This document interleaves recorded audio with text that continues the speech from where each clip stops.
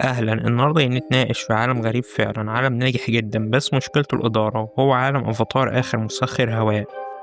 بداية العمل ده في 2005، وهو عن ولد بيقعد في الجليد 100 سنة. بس أنا أكيد مش جاي النهاردة أقولك القصة اللي كله عارفها، أنا جاي أقولك حاجات بين السطور. طبعا كلنا شفنا اللي حصل في 2021 وإنشاء استديو كامل لعالم أفاتار آخر مسخر هواء، والسبب إنه بعد 15 سنة حرفيا مفيش أي عمل جديد، ولكن لسه المسلسل محافظ على الشعبية الضخمة جدا. فالشركة فهمت إنه ده لازم يتحول لكون سينمائي كامل، فوكلت الناس اللي الجمهور بيثق فيهم ثقة عمياء وهم المبدعين الأصليين للعمل. حرفيا الشركة رفعت طموحات الجمهور للسماء. بس للأسف من 2021 لحد 2025 مفيش أي عمل فعلي للاستديو، كلها تسريبات بقى. والشركة من أغبى الشركات فعلا، ما كانتش عارفة تتعامل مع الجمهور شكله إزاي. فهمت الجمهور بعد اللي حصل في النسخة الحية من نتفليكس في 2024، لما النسخة اتقطعت بالكامل بقى عشان ما فيهاش نفس الروح الأصلية بتاعت القصة. فبارامونت اللي شغالة على افاتار استوديو ركبها خبطت، عشان هي مش بنفس المرونة اللي عند نتفليكس عرفت تجيب جمهور جديد تماما للنسخة الحية. بارامونت أصلا عندها مشاكل داخلية ضخمة جدا، والشركة في صيف 2025 بتجهز نفسها للبيع بالكامل. فعشان كده في سينما كون 2025 أعلنت عن تأجيل فيلم عالم أنجي جديد لحد يناير 2026، بعد ما كان أكتوبر 2025 خد اسم الفيلم فقط، وهو أسطورة أنج آخر مسخر هواء. وده في عرف الشركات إن الملاك الجدد بنسبة كبيرة مش عايز عالم أفاتار آخر مسخر هواء، عشان كده تم تأجيل الفيلم لفترة حلوة. وفي كلام قوي إن الملاك الجدد هيبيعوا عالم أفاتار لسوني، بس نقول يا رب، عشان سوني بتحترم جدا المبدعين الأصليين للعمل وبتديهم كل الدعم وانيميشن قوي جدا.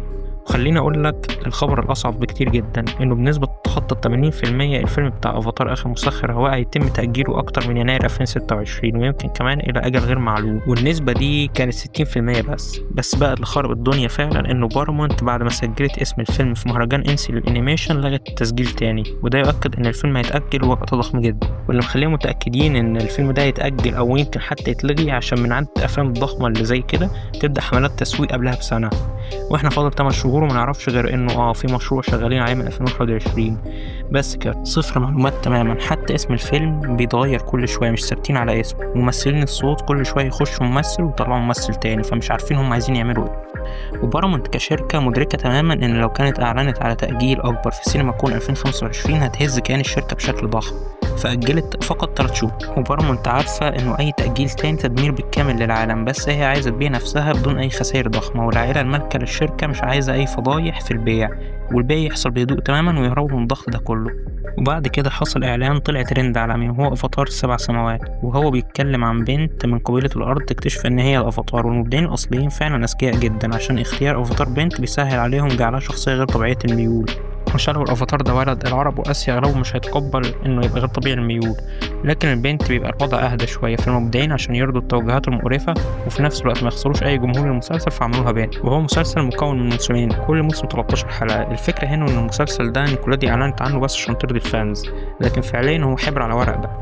والمسلسل ده ممكن ينزل منتصف 2027 او نهايه السنه، عشان لو متابع كرة اعلنوا عنها بدايه 2011 ونزلوا صورتها وشكلها رسميا في 2011. المسلسل فعليا بدأ عرض في 2012. ففي افاتار 7 سماوات مفيش اي تصميم لسه، فانت متخيل هياخدوا قد ايه؟ وعادي تلاقيه نازل في 2028، ده لو نزل اصلا، عشان عادي يتلغي بكل التخبط اللي جوه الشركه ده. والنتيجه بعد كل اللي اتقال ده تدمير بطيء جدا لعالم افاتار، العالم اللي غني جدا والعالم الوحيد اللي يقدر ينافس فعلا مارفل بكل قوته. بس للأسف مفيش أي استخدام صحيح للعالم ده. ويا رب أطلع أنا اللي غلط بعد التحليل ده كله، ويا رب يعني أول مرة أتمنى أن أطلع غلط في حاجة،